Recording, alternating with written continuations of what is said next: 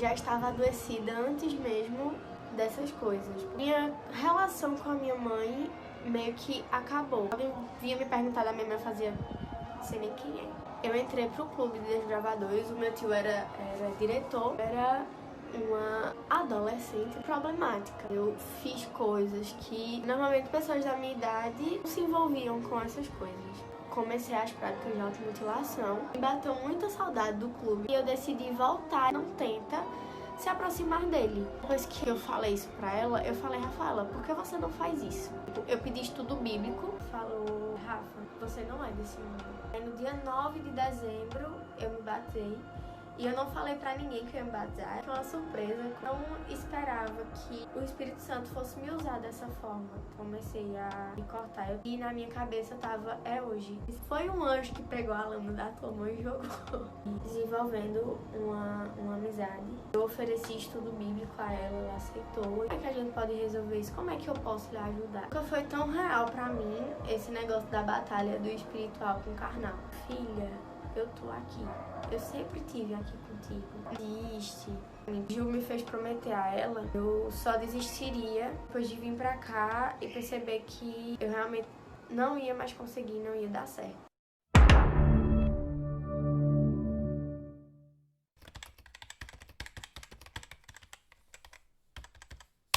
Eu ia vir me mudar pra aqui, pra Recife, em fevereiro. E Ju me fez prometer que eu daria um mês. Quando eu for pra Recife, eu vou me dar mais uma chance de tentar de novo. Se não der certo, eu desisto. Passou esse tempo e eu falei, Ju, não consigo. Ela, por favor, só mais um mês. Eu, tá bom, só mais um mês. Só que na minha cabeça já não dava mais, sabe? Eu sempre falei assim, se um dia eu ver que as minhas atitudes não condizem com o local onde eu tô, eu me retiro. Eu já não tava na igreja, né? É só porque eu escreveria a carta de remoção, oficializaria, né, para as pessoas que, e aí, gente, me afastei.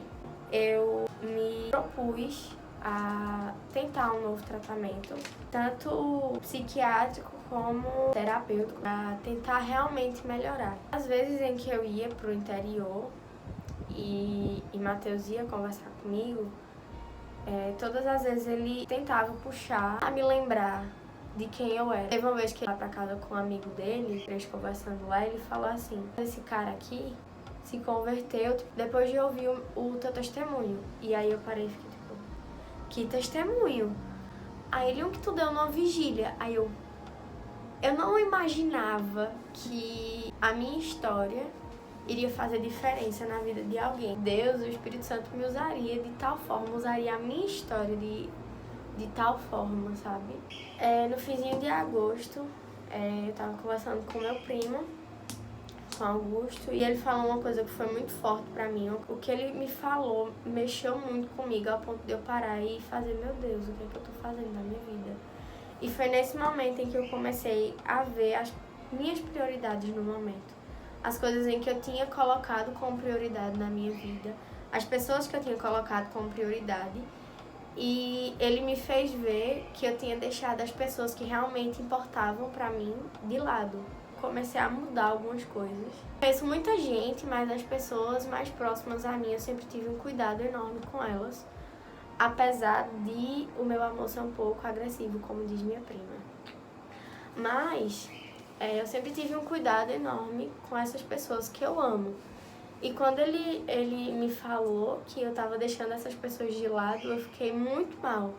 Porque essas pessoas nunca me deixaram quando eu precisei. Orei, foi uma oração realmente sincera. Foi também onde eu percebi que eu comecei a conhecer Deus de uma forma mais verdadeira, sabe? Mais íntima, mais minha. Apesar da transformação que Deus fez na minha vida em 2017 e 2018, eu meio que não entendia ele direito, sabe? Eu não parava pra escutar a voz dele, eu não parava pra escutar ele da forma como eu comecei a parar agora. Da mesma forma que eu falo com os meus amigos, eu vejo Deus falando comigo. De lá pra cá, tenho tentado reaprender as coisas.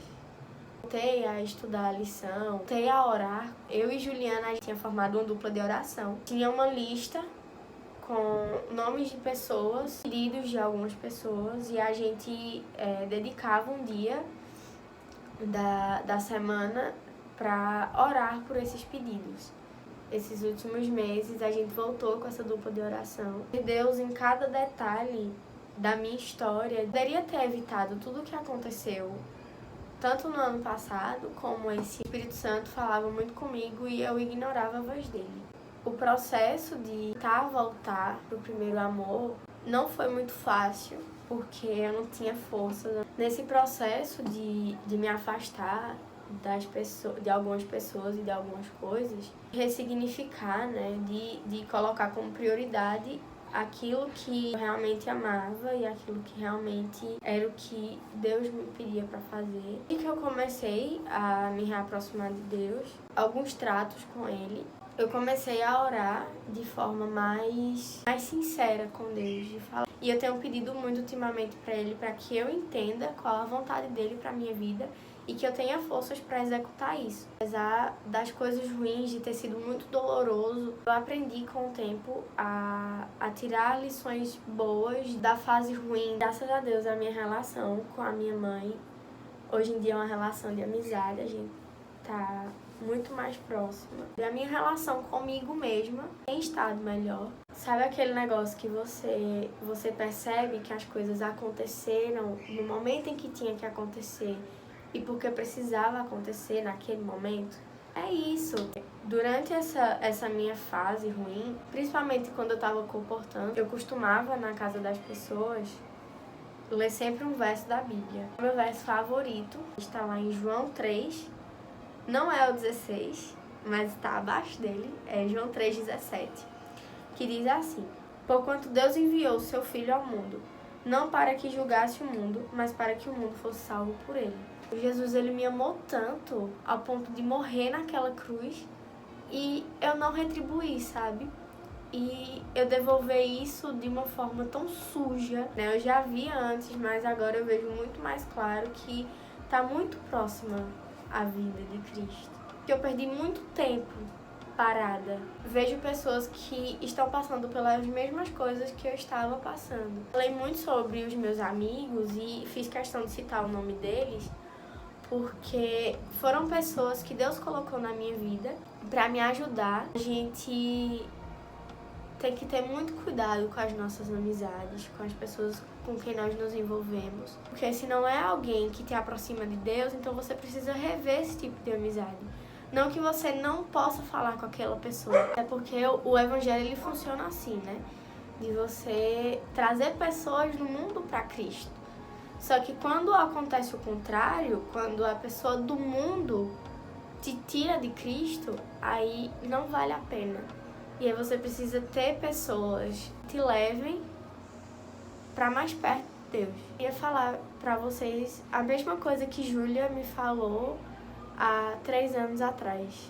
Vocês não são daqui. Nós estamos nesse mundo de passagem, sabe? Cristo está voltando e nós vamos pro céu com Ele. Essa é a minha vontade de ir pro céu com Ele e eu espero que seja a vontade de vocês também. Ele veio para te salvar. Por mais sem força que você esteja, por mais fundo do poço que você esteja, mas Deus ele vai te alcançar, Ele pode te alcançar. Basta você estender só o dedinho que Ele te puxa. Não desistam. Deus ele tem grandes planos para a sua vida, grandes planos para você.